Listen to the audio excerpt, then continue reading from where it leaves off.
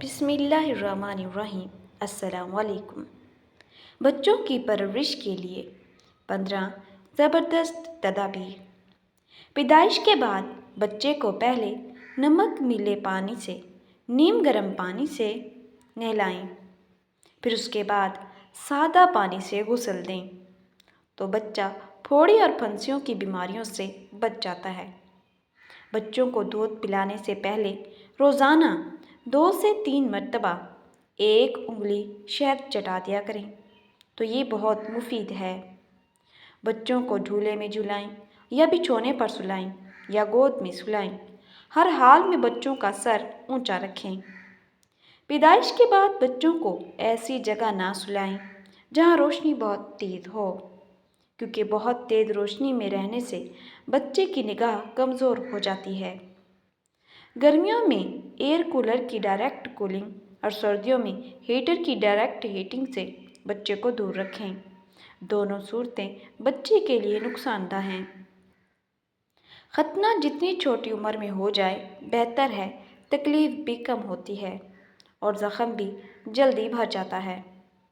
کریم آقا صلی اللہ علیہ وسلم نے حضرت حسین رضی اللہ تعالیٰ عنہ کی پیدائش کے بعد ان کے دائیں کان میں اذان دی۔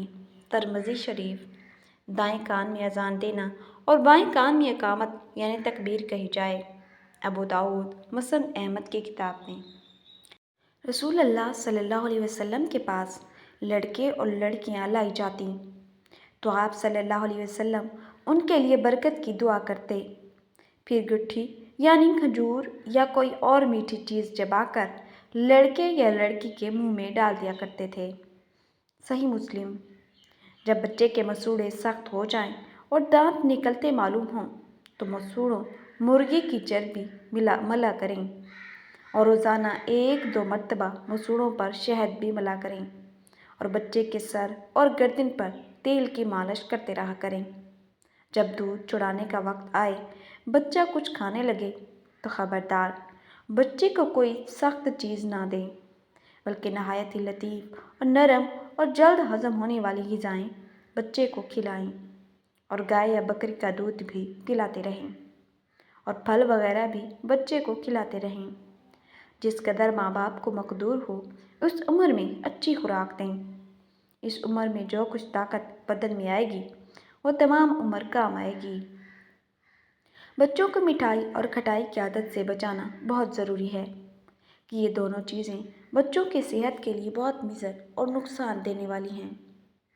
سوکھے اور تازہ میوے بچوں کو کھلانا ان کی صحت کے لیے بہت اچھا ہے۔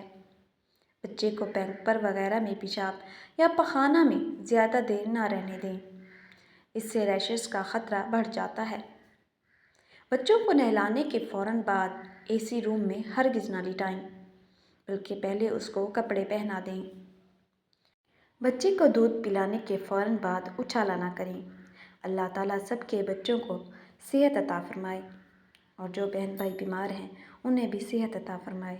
آمین ثم آمین۔